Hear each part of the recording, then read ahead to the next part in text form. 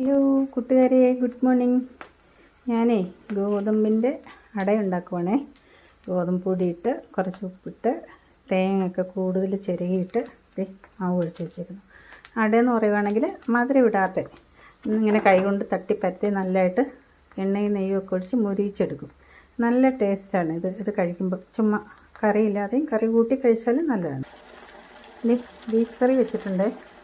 ഇന്നലെ വെച്ച ബീഫ് കറിയാണ്, ഇന്നലെ രാത്രി വെച്ചാണ്.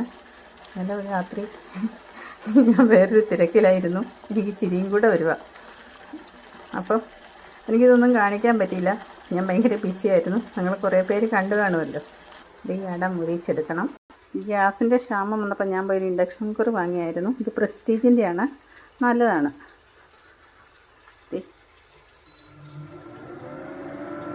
ഈ കട്ടൻ ചായ വെച്ചേക്കുന്നത് എനിക്കൊരു ഗ്ലാസ്. അപ്പോൾ എല്ലാവരും സുഖമായിട്ടിരിക്കുന്നു. അപ്പോൾ എൻ്റെ വീഡിയോസൊക്കെ കാണണം കേട്ടോ. ഇതൊരു സപ്പോർട്ട് ചെയ്യണേ.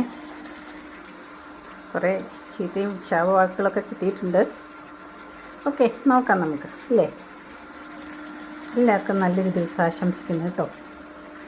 ഇനി കുറേ വിറകില്ലാത്ത കാരണം കഞ്ഞിയൊക്കെ ഇട്ടു. Okay, by.